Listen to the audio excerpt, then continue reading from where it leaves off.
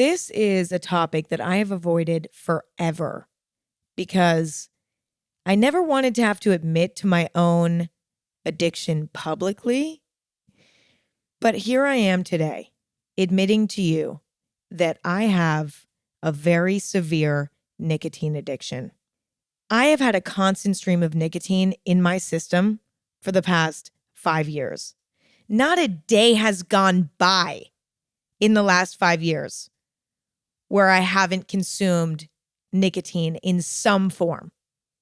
And recently I decided that I want to try to quit. And because I'm at a place in my life where I'm trying to quit, I feel comfortable talking about the topic. Because although I'm not fully off of it yet, I'm working towards it. And so I feel morally okay about discussing the topic. Because prior to this point in my life, I wasn't ready to quit. I didn't want to quit. I loved it. I was like, I'm not quitting. And even though I didn't want to quit, I still knew it wasn't something I should discuss publicly because it's not something I ever want to promote. I was never proud of my nicotine addiction. In fact, I was always kind of ashamed of my nicotine addiction. But at the same time, I was not ready to quit because it played a huge role in my life in a weird way. And I didn't want to quit. But 2 weeks ago, I decided I was done. And now this is a topic I feel comfortable discussing. So let me give you a little bit of history about my nicotine use, okay? So I got introduced to nicotine at 15 years old. My group of friends at the time all had vapes. And some of their vapes had nicotine, some of their vapes didn't. But they were all hitting various forms of vapes, okay? And at the time, I had a really strong conscience, especially around using substances. Like, I felt really guilty at that age about drinking alcohol, smoking vapes, smoking cigarettes. And when I would participate in those activities, I would feel dirty and like I really fucked up. And so it wasn't really an issue that all of my friends were using vapes because I had such a strong conscience and such a strong sense of guilt that I couldn't fully participate. I would hit a vape here and there, but I always felt so bad about it that I could never bring myself to going out and buying one. And on top of that, I actually didn't really enjoy vaping. Like, I didn't enjoy the way that nicotine made me feel. Like, it didn't excite me. So that was sort of my introduction to nicotine. At that time, I was in high school. Fast forward 2 years, I'm living in Los Angeles. I'm now in the public eye. My life has changed a lot. I have a completely new group of people around me. And a lot of the people around me were using vapes and smoking cigarettes. And at this point, my guilty conscience around substances like alcohol, nicotine, whatever, my guilty conscience had sort of died down a bit. I think part of that has to do with struggling with depression, weirdly enough. I feel like that kind of killed my guilty conscience. I just sort of became more careless about what I did to myself after struggling with depression. So anywho, I'm in LA. I'm around a bunch of new people. Everyone's vaping. Everyone's smoking. Everyone's drinking. And I still wasn't really that excited about participating in any of those things. I didn't necessarily have a guilty conscience around those things anymore, but I still wasn't that excited about those things. But there were a few friends that were really obsessed with the vape. Okay, they were obsessed with the vape. And I was hanging out with these people a lot. And I started sort of hitting their vape here and there. And then I started getting head rushes from the nicotine, because when you have a low tolerance to nicotine and then you consume it or you inhale it, it will give you a little head rush. You feel kind of lightheaded. And then one time with these friends, I'm hitting their vape a fuck ton, like more than I ever have before. I can't stop. I'm suddenly obsessed. Like it just clicked for me. And I was like, I love this thing. I love the way it makes me feel. It's not even doing that much, but for some reason I can't stop and I love it. And I'm hitting the fuck out of this thing. And then all of a sudden, I get so nauseous. Like, I've never felt nausea like this before. I thought I was going to projectile vomit. Okay.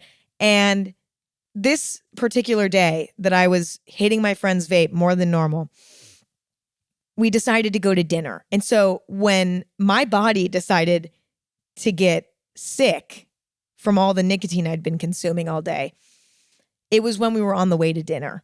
And I'm like, fuck, I feel so sick. I'm so nauseous. And I'm like, what's wrong? Well, it turns out what happened was I got Nick sick, as they call it. It's when you consume more nicotine than your body's used to, and it just makes you feel sick. So a few months later, I'm fully emotionally recovered from my Nick sick incident, where I thought I was going to projectile vomit from consuming too much nicotine. And I start sort of hitting my friends' vapes again, whatever. And I come to a point where I'm like, I should just get my own. So I did. And once I got my own Juul, it was over for me. It was all downhill from there. Totally freaking addicted. Can't stop, won't stop. Obsessed. My little companion, always in my pocket, never leaves my side. My pride and joy. Yeah. I think the reason why I got so addicted was, at the time, I was posting YouTube videos on a weekly basis, and I was spending 20, 30 hours a week editing YouTube videos. And editing YouTube videos is really actually enjoyable to an extent. But it can be a challenge to sit all day at your computer and edit a video. Now, I know that sounds ridiculous because so many jobs involve sitting at a computer all day. But when I was, 17, 18, sitting at a computer all day was really hard for me. And it was just hard to motivate. It was hard to motivate myself to sit there all day and get it done. But with a little boost of nicotine, I could go all day. I don't know why it helped so much, but it did. It kept me focused and motivated in a weird way. So that definitely made the addiction worse. But also the fact that a lot of the people around me were doing the same thing made it sort of challenging, because it was like, this is normal. We're all using vapes. We are all consuming nicotine on a consistent basis. Like, this is just what it is, right? Although what was interesting was my boyfriend at the time and his group of friends, because I had a separate group of friends from my boyfriend at the time. Him and his friends were not addicted to nicotine. And in fact, they were repulsed by people who drank, smoked, did anything like that. Even if it was relatively innocent or harmless, they were so judgmental. And I kind of tried to quit a few times to please my boyfriend at the time, but rule number one of quitting anything is you have to be doing it for you, or else it won't work. And so it never worked. When I would try to quit for like 24 hours while dating this guy, like just to please him. It would not work. So I would just not use my vape around him. And when I would get back into my car after hanging out with him, I would be like, oh, thank God. And I would just absolutely disappear into my bliss with my fucking vape on the way home. I was so excited because I didn't mention this. I did lie to him. I told him I quit and I didn't because I couldn't. I was too addicted at that point.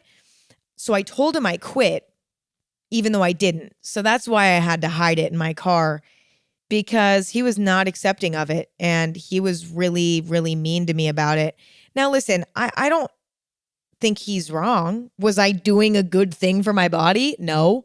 But I don't think the way that he went about it was very helpful, because he kind of, he was calling me like disgusting for it. You know what I'm saying? He was like, you're disgusting. Like, this is disgusting.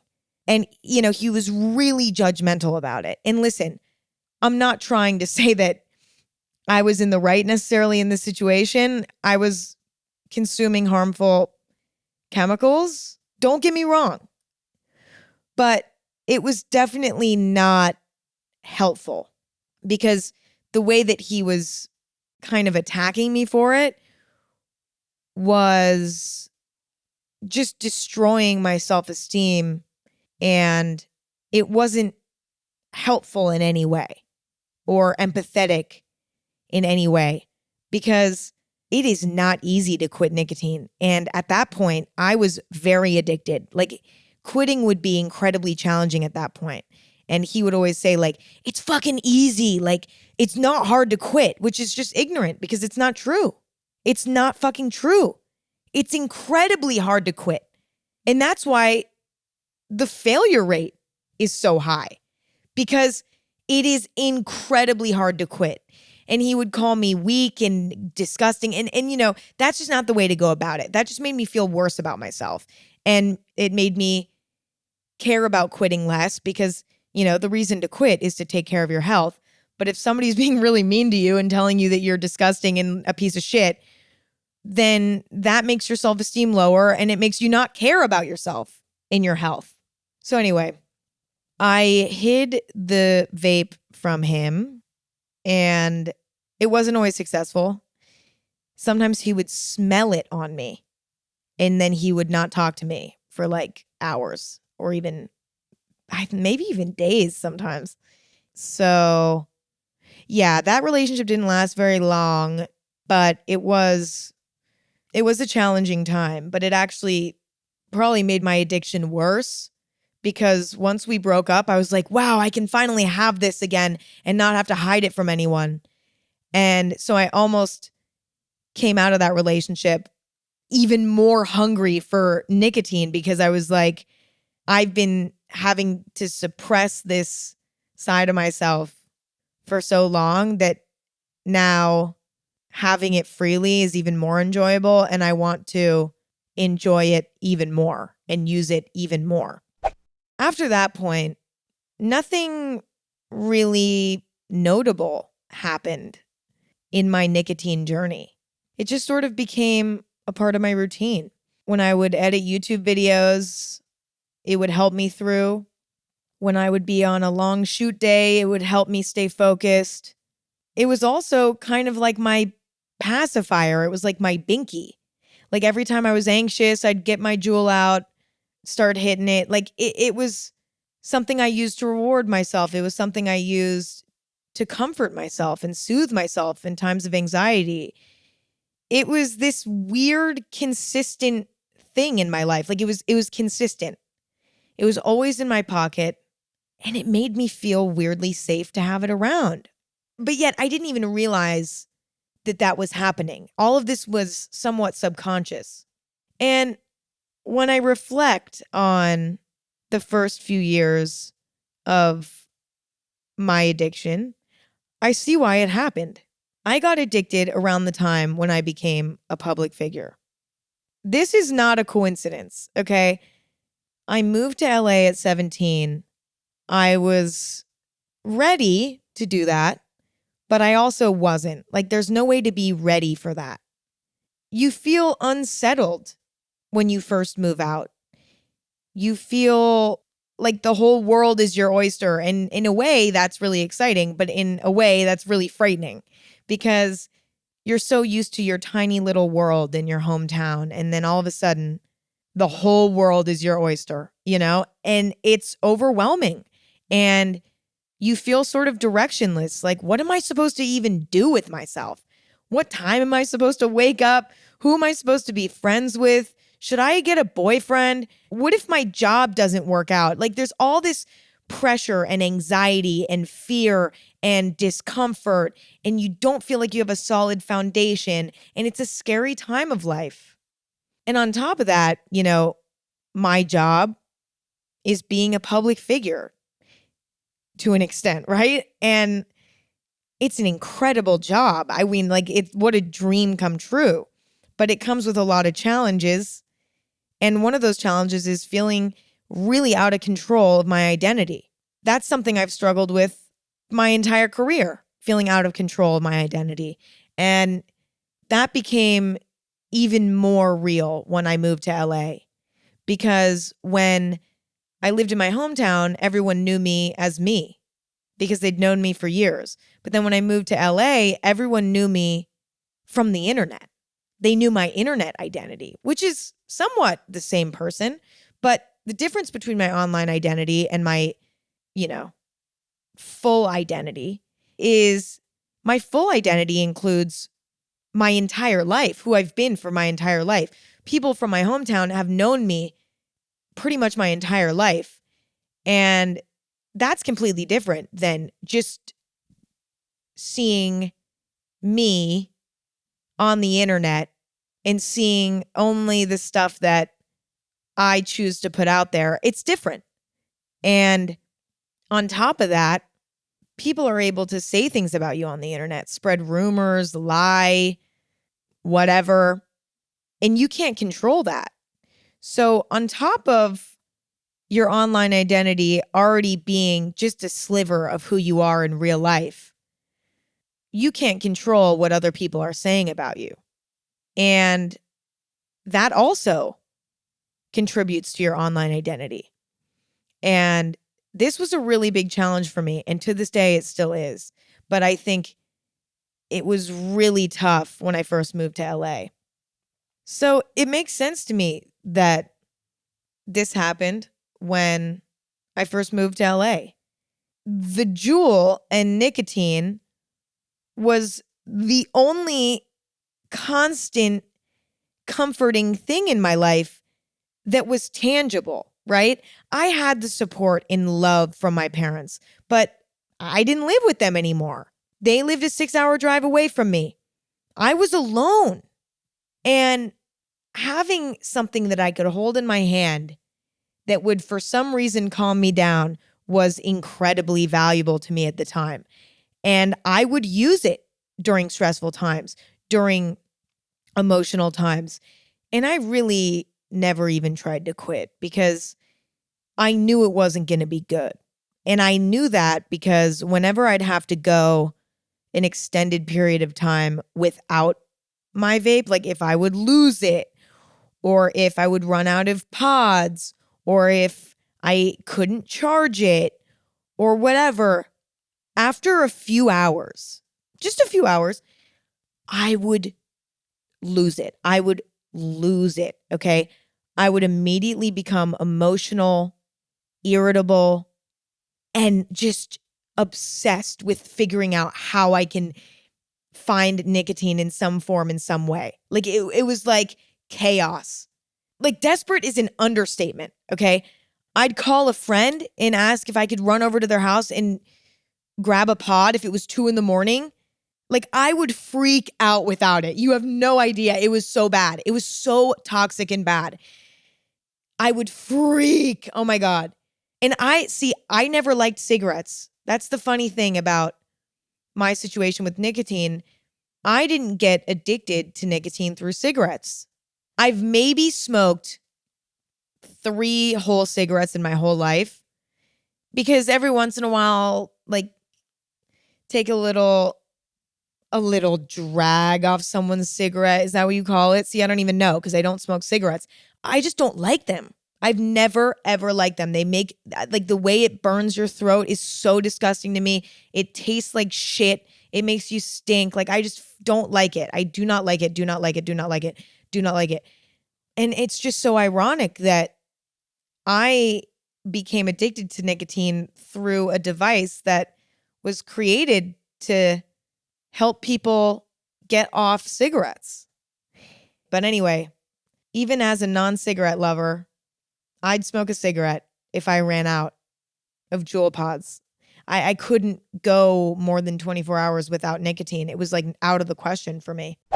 I spent a lot of time in the last 2 weeks analyzing my nicotine addiction. And something interesting that I discovered was this is sort of a theme in my life. When I was a kid, I sucked my thumb.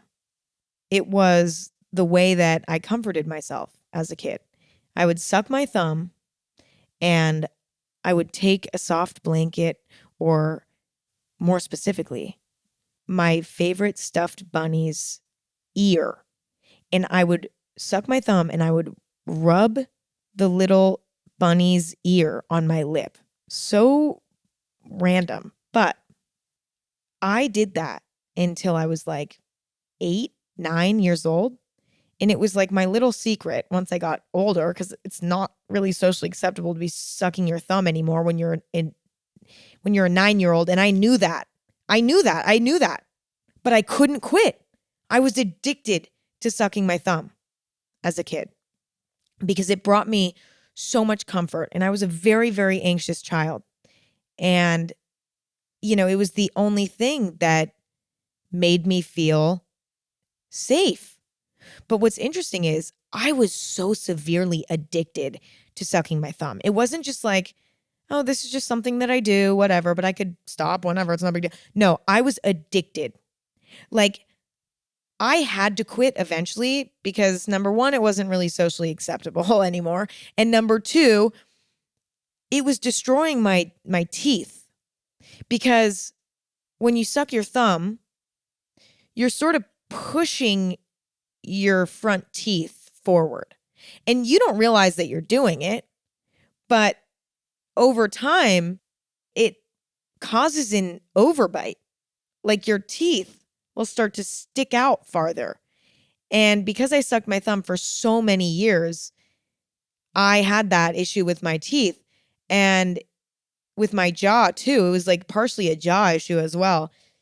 And I had to quit around 9, 10 years old because not only was it not socially acceptable, but also I was actually having health issues from it, severe mouth complications. And so I had to get all of these different orthodontic mechanisms put into my mouth to fix my jaw and to fix my teeth because I really fucked my mouth up.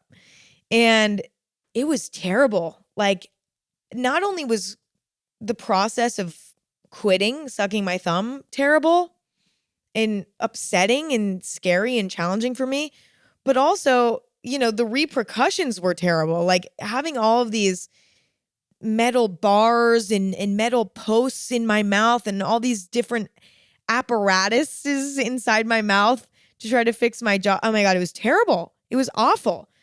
So, I already had sort of a experience with becoming addicted to some sort of oral fixation and then having to quit. And this is the exact same thing, just adult version. I was using the Juul as a way to soothe myself because I clearly have a tendency to develop oral fixations. And now that I'm quitting, I'm challenged by it. I'm really emotionally challenged by it. I'm struggling psychologically getting rid of this. It has been really fucking hard. If you don't know what an oral fixation is, an oral fixation is defined as an oral condition involving a person who has an unconscious obsession with their mouth. This obsession promotes the need to constantly suck or chew on something. The incessant desire to keep the mouth busy is an outlet to release nervous energy and to self-soothe. So I am the poster child for oral fixation. I've actually, if I look at my whole life, I've had more years of my life addicted to a form of oral fixation than I've had years where I had no oral fixation. Like, it's been from my birth to 10 years old with sucking the thumb. And then from maybe 10 years old to, I'm rounding up to 10 years old because I can't remember. Okay, I can't remember the exact numbers here. Anyway, from 10 years old to 17 years old, I enjoyed chewing gum or chewing on Altoids, whatever, but it was never like that's harmless. So I don't even, whatever. Basically, no oral fixations during this time that were an issue. 17 to 22, addicted to nicotine. I've spent 15 years of my life relying on this form of self-soothing. And, this time hurts really bad because this is clearly one of my major tools that I use to self-soothe. And it's gone. It's gone. And I could find something else, I guess, but I don't know. This is challenging me to look inward and try to figure out new ways to self-soothe because the whole oral fixation situation is not working out for me, but it's what I've been relying on for 15 years of my life. So you may be wondering what made me want to quit, because I just described my experience thus far. And the main point of all of it was I enjoyed it and didn't want to quit. But obviously we're here discussing this today because 2 weeks ago I decided I was done and I was going to try to quit. A few months before I decided I was going to quit, I had been having a lot of anxiety about using the vape. Like, I just had a lot of anxiety about it, particularly health anxiety. I started to panic constantly about what it was doing to my body. And that anxiety became so overwhelming for me one day that I just decided I have to quit. I can't handle this anxiety anymore. And it's interesting because the reason why I was so addicted for so long was because it helped me soothe anxiety. But then it got to a point where my anxiety about my health became more than my anxiety about everything else in my life. So it wasn't helping my anxiety anymore. It was actually just making it worse. And that was a huge wake-up call for me. And I just decided one morning I was going to be done. It started with the anxiety. But when I reflected more on the reasons why I wanted to quit, and I sort of dug into my brain and asked myself, like, why do you really want to quit? I realized a big part of it too is that one day I want to have kids. And I'm 22. I'm not going to have kids anytime soon, okay? But at some point I do want to have kids, and I don't want to have to try to quit nicotine when I'm like 28 and trying to get pregnant, because trying to get pregnant is challenging enough. It's stressful enough. Adding a nicotine detox to that? Sorry, nope. I also wanted to do it when everything's fine. Like, my health is still fine. I'm not trying to get pregnant, so there's no rush to quit. I wanted to quit now when I kind of have the time to do it, because feeling rushed only makes everything more upsetting. And I'm at a place in my life right now where I can really take my time and quit on my own schedule. If it takes me a year to quit, it takes me a year to quit.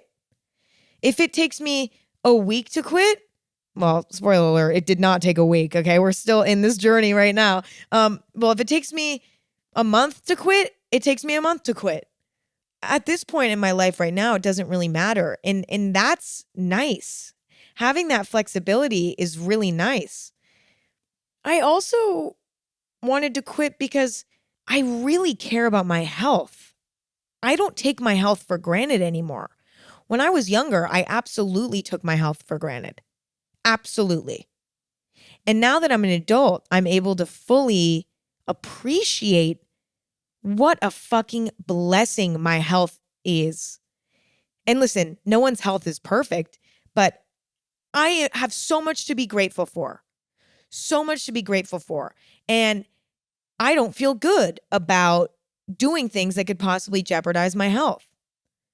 But I wasn't thinking like that when I was younger. I was a bit more careless because, number one, I was mentally in a bad spot for a while there. But number two, I just couldn't even comprehend how much of a blessing health is. I also think I wanted to quit to help build more self-respect, to be honest, because I do think this addiction has fucked with my self-esteem a little bit. You know, I'm not proud of being addicted to nicotine. I am not proud of it. It is somewhat embarrassing for me in some ways. I don't judge when other people are addicted to anything. Okay. I don't care who you are, what you're addicted to. You're a human being and, you know, we all have our shit and that's that. So when it comes to respecting other people, I am much more open-minded and flexible. But when it comes to myself, I know what I can handle. I know what I've been through. I know what I haven't been through. I know what I can handle. I know what I can't handle. And so I'm better able to judge myself and I'm better able to set the bar for myself because I have all the context on myself. I know everything about me. Not everything, actually, but more than anyone else. And so I'm a bit more harsh when it comes to myself because I know that I don't need to have a nicotine addiction. I know that that's something I could quit. I have no excuse, and I know that. And because I know that I have no excuse, by continuing the addiction, I was kind of destroying my own self-esteem because I felt somewhat weak for not controlling the addiction, I guess, and not being strong and quitting. So that's why I decided to quit. And I stand firm by all of those reasons. Those reasons remind me to keep pushing and to not give up on trying to quit because it has been one of the most challenging experiences of my life. And I know that that sounds fucking crazy, but it has, okay, there's been more challenging stuff for sure. But this has been substantially more challenging than I expected it to be. I mean, it's been really fucking hard. And I plan to make more episodes on this topic because it's just been such a journey and I want to talk about it. So I won't get into too many details on what it's been like to quit yet because I think I need to get farther in my journey before I can do that properly. But I'm getting through it and I'm really happy I am. And I know there are a bunch of you out there with the same addiction. And so I'm just excited to open up the conversation about this at a point when I feel like I'm at a good place with it because I'm quitting. I'm working on quitting. Anyway, that's all I have for today. Stay tuned for an episode at some point about the experience of quitting. This is sort of my background story. At some point, I'm going to do an episode about what it's like to quit because, well, it's a journey and it's not a linear one, okay? There are ups and downs and it's so hard. It is so hard. Again, I'm only 2 weeks into it. I need to get some more time under my belt before I can fully talk about it, but just stay tuned for that because it's definitely a roller coaster. And I'm excited to discuss that at some point. But that's all I have for today. Thank you all so, so much for hanging out and listening and spending time with me. It is always such a pleasure. Check in, listen to Anything Goes every Thursday and Sunday. Follow Anything Goes on Instagram at Anything Goes or on Twitter at AG Podcast. Follow me on Instagram at Emma Chamberlain if you want to keep up with me. Check out my coffee company, Chamberlain Coffee, if you want to pick up some coffee or tea or cute little accessories. Use code AG15 for a little discount. And that's all I have. Thank you all so much for listening. If you currently have a nicotine addiction, I get it. I'm not trying to tell you what to do because that's none of my business. But hey, maybe just let me plant a seed in your head. You can quit. You can quit. And so can I. And if we want to do it, we can do it. But hey, wait till you're ready, okay? No rush. All right, that's all I have. I'll talk to you guys soon. I hope you have an incredible day.